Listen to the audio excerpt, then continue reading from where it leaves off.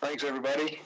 We'll begin with just a few brief opening remarks from Coach Smart, and then we'll go to your questions. Coach? Yep, our guys are coming off an off weekend and looking forward to preparing for Kentucky. We got to get a little bit of a jump start on some of our future opponents last week, as well as one day spent on preparation for Kentucky. Coach Stoops has done a tremendous job with their program. They play with great physical toughness across the offensive and defensive lines. They're really big and stout. Thought they did a really good job against us last year in terms of their defense, and their defense is one of the best in our conference. They've done an excellent job preparing for teams. We got a lot of respect for them in the kicking game, one of the best punters in the country that's able to flip the field and do a lot with that. So with that, we'll open up on Kentucky. All right, let's start with Anthony Dasher, and then we'll go to Chip Towers. Hey, Coach. I just want. There you go. Can you hear me now? Yeah. We got. Okay, somebody muted me. Coach, just get your four-game assessment of Zamir White, if I could, and also another update on Kenny McIntosh. I know he was kind of banged up against Alabama. Yeah, won't know much on Kenny till I get back out there today. He was not able to practice last week in terms of rehab, but we're hopeful that he'll be able to go today and find out more. In terms of Zamir, I think his leadership qualities have taken a major step forward in terms of his energy, his enthusiasm, and just the way he prepares himself. You know, when you look across our games, some of our best special teams plays have come about because of Zamir. Number one, he's the off returner on kickoff return. He does a tremendous job of selecting who to block to spring Kenny and Kier's on a lot of their returns. He blocked a punt. He's been one of our most consistent players on punt return in terms of making sure his man doesn't make the tackle and kind of controlling him. And then he's also been a backup on our punt unit. So I think Zamir has been very productive. He's in better condition. Fortunately, we're able to play a lot of backs, so he doesn't get probably as many carries, but that never seems to frustrate him. He does a really good job of knowing his role and helping our team. Thanks.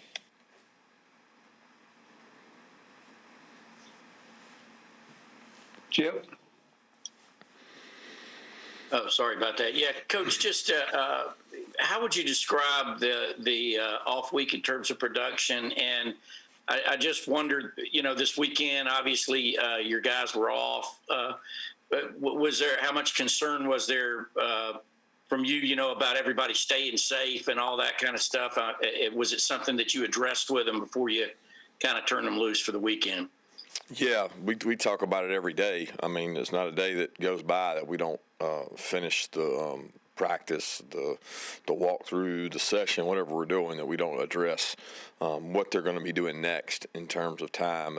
They certainly had more time this weekend in terms of Friday, Saturday, Sunday, and major concern for us because we don't control it. But I'll be honest with you, we don't control what they do when they leave our building anyway. So whether it's in Athens, at home, whatever decisions they're making or wherever they're traveling to, it's very concerning, and we try to educate them on what's going on in the NFL and across college football and how it impacts them and how it can impact our team. So we've tried to educate them in that regard, and hopefully they take heed in those warnings and understand it. In terms of off-week production, I don't really know a way to quantify production in an off week. I thought we had good practices, if that's what you're asking. I thought that the three practices we had were really good in terms of Tuesday, Wednesday, Thursday. They were very specific to what each individual needed to work on and grow at. A lot of competitive reps. A lot of what we call group periods where we work on individual things, and they're safer in individual units than they are in 11-on-11, but we did a lot of 11-on-11 as well and tried to develop the depth in our roster, knowing that moving forward we're going to have to play some of these guys. All right, let's go to Dean Legge and then Mark Weiser. This will be the first time y'all play in some sort of weather. It's supposed to be 50 degrees. when y'all go up there? How do you get ready for that? Can y'all simulate cold weather indoors? Only to a certain extent. I mean, we can get it cold in there, but I mean, some of that's going to be controlled by what the temperature is outside, in terms of being able to cool it down some in the indoor or not. But yeah, I mean, we've practiced in the weather. So I mean, we've had rainy days, we've been outside, we've had misty days, we've had wet ball practices. So we try to prepare the week for what we think we're going to play in to the degree that we can control that. And those are outside factors that we don't control. So we really try to focus on us and telling our guys that the outcome's going to be determined by what we do, not by what the weatherman does. Kirby, I wonder if you could elaborate on a comment you made on the SEC call Wednesday about the offense. You'd said that we can't get in a boat race where we're trying to outscore people. We got to play our brand of football, help Stetson with the people around him. What do you consider your brand of football now? Well, it's what the defense gives you. If they're playing man-to-man, and then we got to be able to take shots and make plays. If they're playing off coverage and they're giving us RPOs, got to be able to take it. If they're taking chances on the run and we got to play action them to get on top, you got to be able to do it. I mean, it never changes. I think you guys want a perfect answer. It's really a lot more about what are you good at and what can we do better than they do. Balance is always important, but balance is not 50-50. And when you look across the league, the teams that are able to run the ball and play action pass and do those things are the ones that are most successful, regardless of the total number of points and the total number of yards and all the different statistics. It's don't turn it over. You got to have an ability to run the ball. And you really need the ability to run the ball when you've got a quarterback that's still developing and still young and doesn't have the experience of a guy that maybe has. You got to be able to run the ball, and you got to be able to help them in regards to doing that. All right, let's go to Jake Rowe and then Mike Griffith. Hey, Kirby. When you look at your wide receiver rotation at this point, it seems like you guys have kind of settled in, at least the past couple games, with the same three guys getting most of the reps, kind of like I guess you did in 2017. Is that indicative of those three guys just kind of separating themselves, or a group of guys separating themselves, or is that because you may be dealing with a few injuries at that spot? Well, we've had injuries in recent weeks, and we've got some young guys that are growing. I think Marcus Roseman is a guy who's really come along and done some nice things that we're hoping to grow his role and get him developed. And some of those guys have been injured. Matt was banged up with an injury and has been dealing with the shoulder, and hopefully he's back. And D-Rob's played some to spell Kieris, some being able to rotate in there. But, we're always going to play the guys that give us the best chance to win. And if that's 6 guys, then that's 6 guys. And if that's 3 guys, then that's 3 guys. Yeah, Coach, just a couple quick questions. One, you referenced on your coach's show about the early starts, and that certain off the record indicates that has not been the forte of Georgia football under your tenure, the 12 o'clock SEC kickoffs. And then also the quarterback situation after having a week to assess those guys. What's the best way to describe that? Yeah, I'm excited about all those guys. I thought they had great off-week work. They competed. Those guys continue to get better, and we gave those guys a lot of reps during the off-week. As far as the start times, we don't control it. Let's go to any strategy maybe to how you might approach it a little bit differently in hindsight of some of the results of the noon kickoffs and SEC games? Or anything special you'll do to try and get the guys going?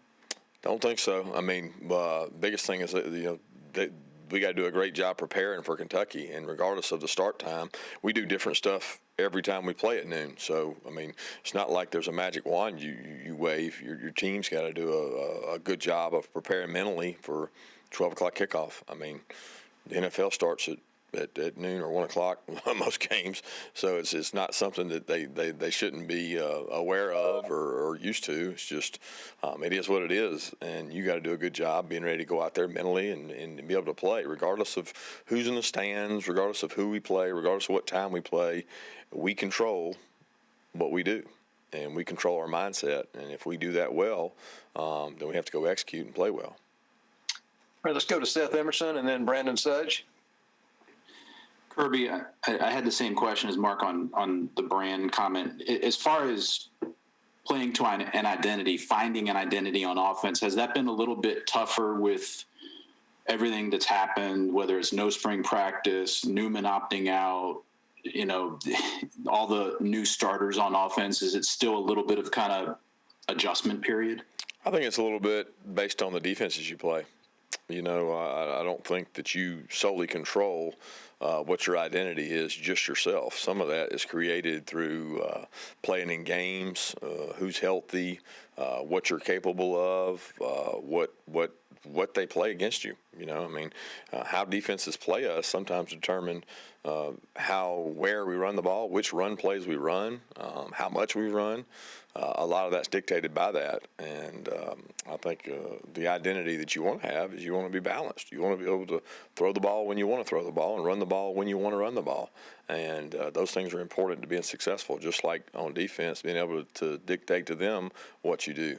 It's not real complicated, but sometimes it's hard to do because the other team makes it complicated.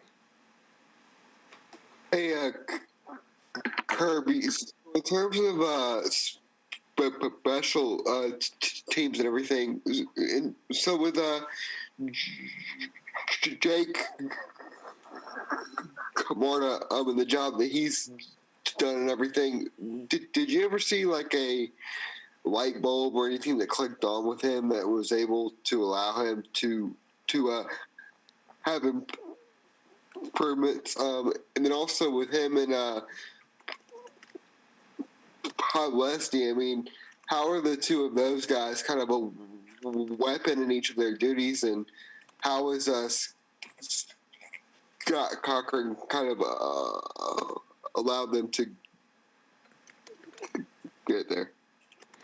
Well, both those guys are very talented, first and foremost, and they're great ambassadors for Georgia.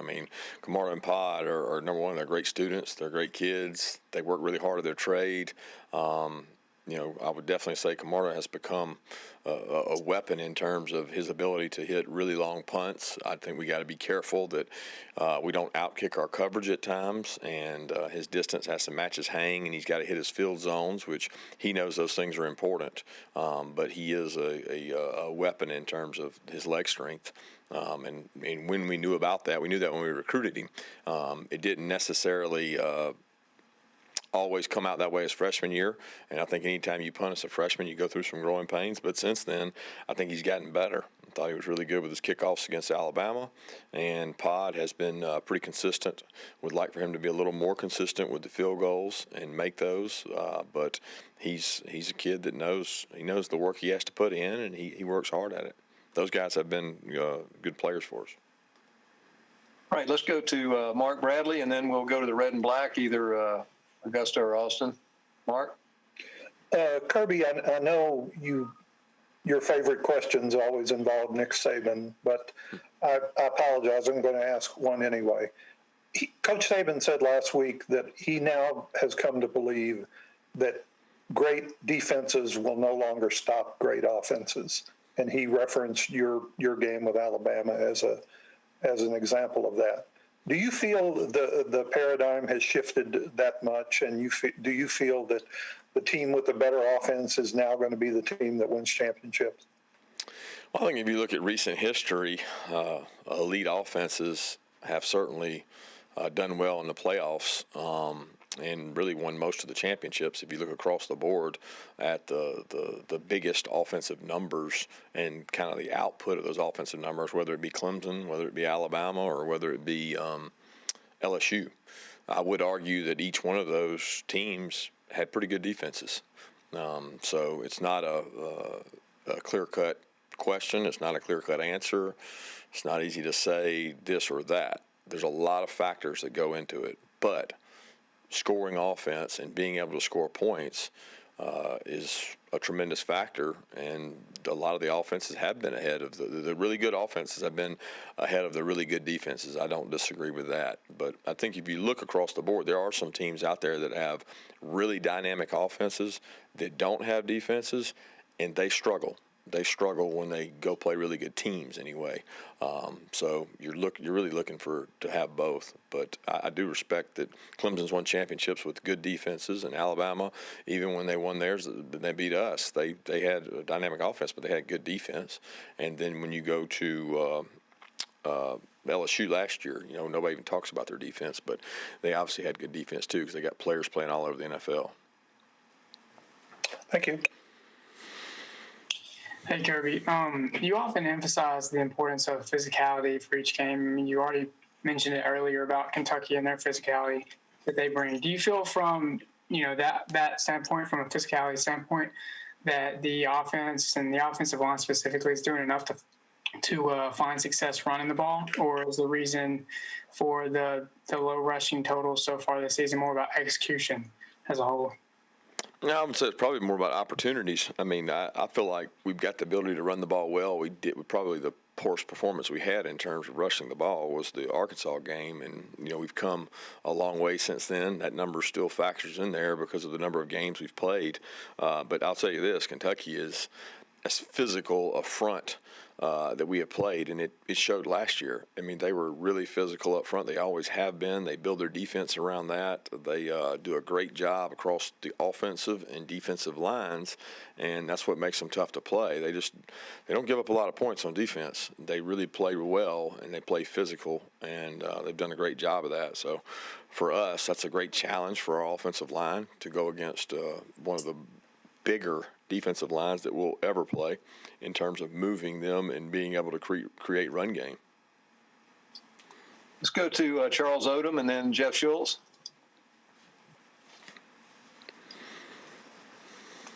I'm good, Cologne. Thank you.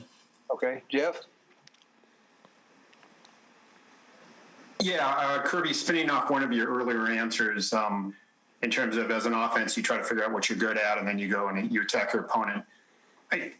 I don't mean this question to sound as abrupt as it's going to sound, but what in your mind are you guys really good at offensively? And what do you believe that you need to get better at specifically? I think the best thing we do right now offensively is third down execution and being able to execute on third down and convert. I think that's been a point of emphasis for us in practices to convert third downs, put together a good third down plan, play action passes, which a lot of those shots and overs and different things off of the run game we've been able to hit. And if you're going to do those, you got to be committed to the run. You got to show the presence. It's not that you have to be always successful at the run. You've got to be committed enough to the run game to be able to hit shots off of those play actions. And I think when you watch the best teams on Saturday that are able to run the ball, they have play action shots off of it. That's what we've been able to utilize the tight end down the middle off of play action. We've been able to use some of our wheel routes that we hit Jermaine Burton on the other day off of our play action. So the play action game and third down would be the things that we've done well. I think the more important thing for us to continue to improve on is the ability to run the ball inside and outside to create balance and decision making in terms of not turning the ball over. Okay, let's go to David Pascal and then Connor Riley. Hey, Kirby, I don't know what kind of sample size you got because Kentucky didn't have a ton of offensive plays this past weekend, but can you tell a difference when Gatewood's in compared to Wilson? I know Gatewood's a bigger kid, but they each have a running element. Yeah, they both have a running element. They really fit the style of offense that Eddie's been using for a while really well in terms of what they want to do and how they dictate to you the run game. I think when you look across the last couple of years, if you ask anybody in our league, not statistically, not looking at what you guys would look at in terms of just numbers, their physicality up front has been very evident. And when you go back and watch our last couple of years' games against them, just us individually, their offensive line is extremely physical. And we haven't tackled well. I don't know if you give them credit for that, the athletes they've had, whether it was Lynn Bowden or Terry the year before, or just the fact they block you and they get a lot of one-on-one tackles. They've done a really good job in terms of being physical at the line of scrimmage. And both those quarterbacks present issues in terms of contain, how you play people outside when you're playing against them. And they've always done a good job of that. Thank you. Hey, Kirby, with your defense, what was sort of their mindset, and how do you think they sort of practiced last week coming off the Alabama game when they had a lot of success against you guys? And where do you think your defense is headed into Kentucky? They're in a good place. I mean, they each one individually got some goals and things to work on. They worked really hard on those things. We understand that when you play a team like Alabama, there's going to be matchups that are one-on-one, and we lost too many of those. So the goal is to get better. Like how do you lose less of them? How do you lose less one-on-one matchups? Well, you go back to the drawing board, you work your tail off, you get better at tackling. I mean, when you watch teams fundamentally across the country, we're trying to say that we're going to out-fundamentally you. We're going to get off blocks, and we're going to strike people, and we're going to tackle people better than the people across from us. There's no magic potion for it. I mean, when you watch the defenses, people are playing the same defenses. It's who can do it better. Okay, we got time for 2 more questions. Anybody want to jump in? Coach Smart, how much do you think Stetson Bennett benefited from learning from Jake Fromm off the field in terms of film preparation, things like that during his time at Georgia before? I think it helped tremendously. I think Coach Monken and those guys, our offensive staff, put together a plan for the quarterbacks that might not be the same as Jake's in terms of weekly preparation. But, Monday I'm going to watch this. Tuesday I'm going to watch this. Wednesday I'm going to watch this. And all the quarterbacks besides Stetson, they all come in and watch those things, and that's a position that requires a lot more in terms of dedication and time commitment, and Jake did a great job of doing that, but these guys now are all doing it under a different little different protocol. Last question, anybody? Hey, Kirby, with the bye week, you said that all your quarterbacks got reps. Given how the Bama game looked, is Stetson still your guy? Are you still evaluating other guys? Kind of how are you in that? Yeah, we're always evaluating guys. It doesn't change. Y'all can keep asking the questions, but we're always evaluating guys at quarterback, and they're always trying to get better, growing their game. Stetson's still repping with the ones, taking reps. We got other guys reps, and that was what you do in an off where you try to grow your team and get them better. But at the same time, we're trying to create continuity, trying to get better as a team and a unit. And you don't base your season on one game. You base your season on what gives you the best chance to get better, and that's what we're trying to do. We're trying to look at it as, all right, what do we have to do to get our team from point A to point B? And that's growth. That's competition, and every position has that. It doesn't change at quarterback. It's what you need to get better, and it's what we're going to continue to do this week. Thanks, guys. Thanks, Coach Smart. Thanks, everybody.